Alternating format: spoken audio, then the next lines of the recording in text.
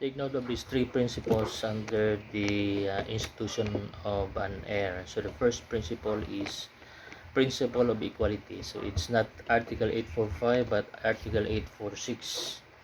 So heirs instituted without designation of shares shall inherit in equal parts. So if there is no designation of shares, then automatic they are instituted equally.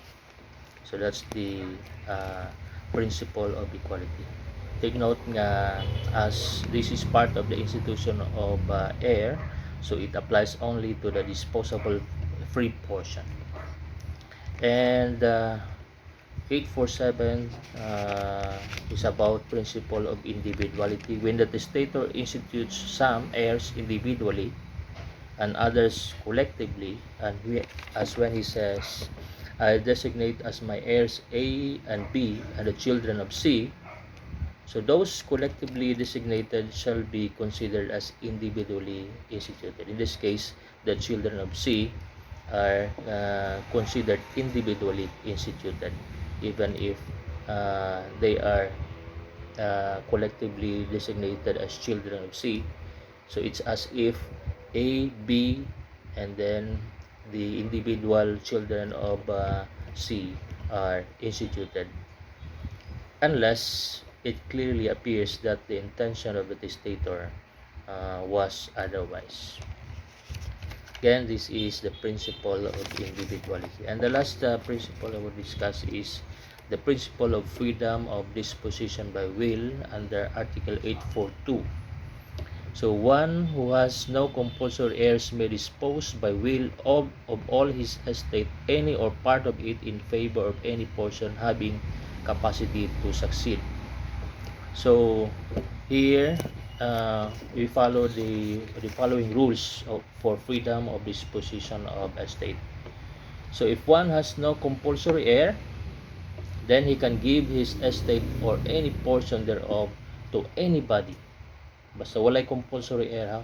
Because the compulsory heir should not be deprived of their legitimate. In this case, since there is no compulsory heir, so everything would be considered as free portion, so that testator can freely dispose everything to anybody qualified to inherit from him.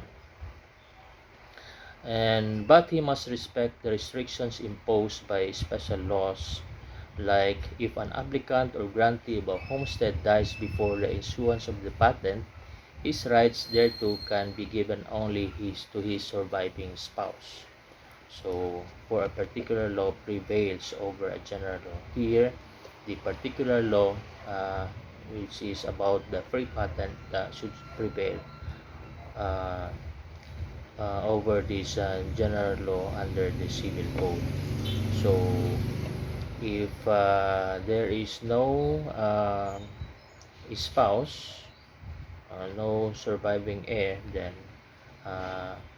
he cannot dispose, the testator cannot dispose or give it to anyone, because there is this restriction under special law. And if one has compulsory heirs, the testator must respect the legitimes. So he should not give to others that legitimate, because they are reserved by law to the compulsory heirs, unless there is a valid cause for express disinheritance. Of course, we will discuss disinheritance later, but if there is this valid reason for this inheritance, then that's the time that the compulsory heir is not entitled of his legitimate. So in such a case, then there is this free portion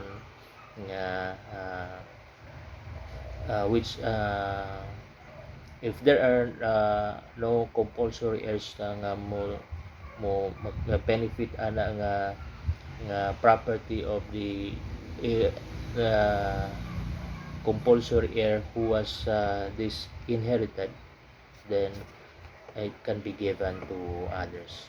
So another rule is, or under this, if one has compulsory heir, is the free portion can, however, be given to anybody, including the compulsory heirs, provided always that restrictions of the special laws are complied with.